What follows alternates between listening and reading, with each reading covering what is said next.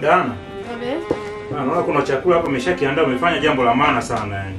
Kuniandalia chakula. Maana nimetoka mbali usione hivi dadangu. Pole. Nyie mmeshakula, mimi nataka nianze kutumia. Basi mimi ngoja nitumie bwana na mimi Kaka je hapana. Shida nini dada? Ujana mikono. Sijachafuka. Hata kama subiri pesa unayo afu ndio ile chakula. Kwa nini sasa dada? Sinapeleka kwenye tumbo langu lakini. Hata kama. Shida iko wapi sasa? Unayo kwanza ndio ile chakula. Nashukuru bwana kwa ushauri. Ngoja nichukue basi maji hapo chapu.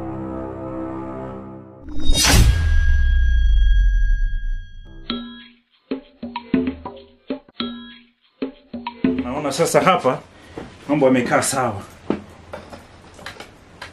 Ngoja mimi niendelee bwana. Hapana kaje. Shida nini dada tena umeanza? Chakula hicho umekiacha wazi. Na wadudu wameshaingia kwenye Dakika 2 dada, dakika 2 tu. Ndio. Wadudu tena. Kama vikipindupindu tena kimeingia. Ndio. I say. Basi wewe nesi. Ni hatari. Kwa hiyo tunafanyaje sasa? Maana mimi nina njaa dadangu. Ndio kuleta chakula kingine. Sawa, basi fanya haraka maana mimi nina njaa bwana.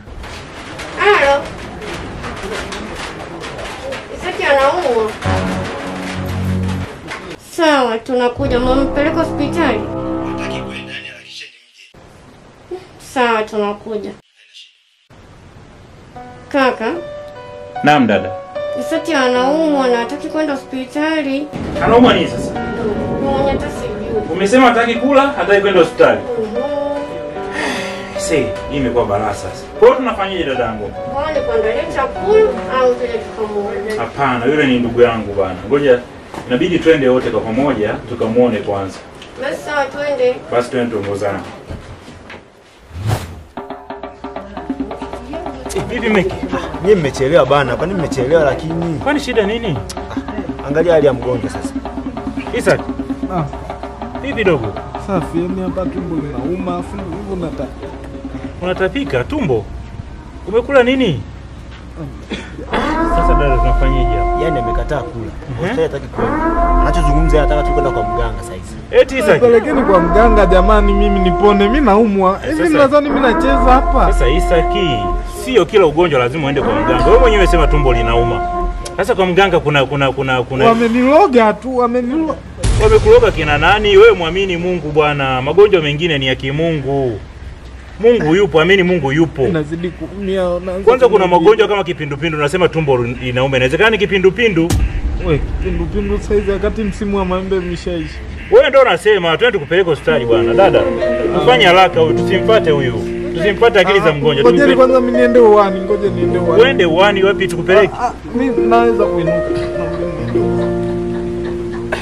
Mgonjwa mwenyewe huyu. Unaweza kutembea? Huyu hawezi kutembea huyu. Ona. Simona sasa. Mwachie Toni. Anaweza kutembea kweli? Ataanguka.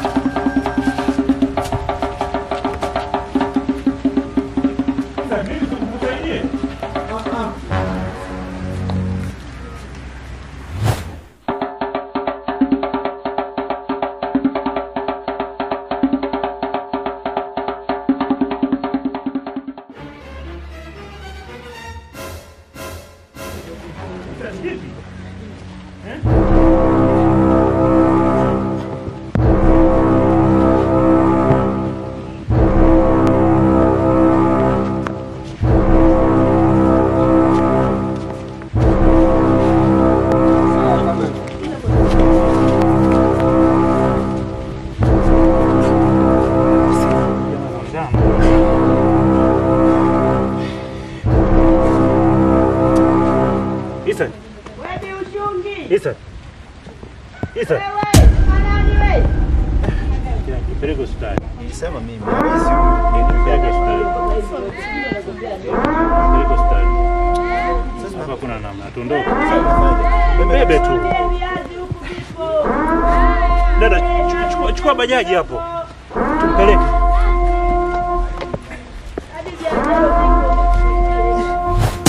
Unajua pia ukimfuata mgonjwa unaweza kupotea ama ukasababisha mgonjwa mwenyewe ukampoteza, akapoteza maisha yake. Ni vema zaidi tunapo dalili kama hizi, aidha hata ya magonjwa yoyote, hakikisha unachukua mgonjwa peleka hospitali ili aende kupata ushauri zaidi. Ni kweli. Na mimi ninaona kwa ushauri wangu mimi, kama kweli ukiwa unaishi mazingira mbali na kituo cha afya, unaweza ukatumia hata maolo haya au ukachukua sukari na chumvi ukachanganya kwenye maji ukatumia ili kuzuia kutapika na vichefuchefu vya hapa na pale. Sawa.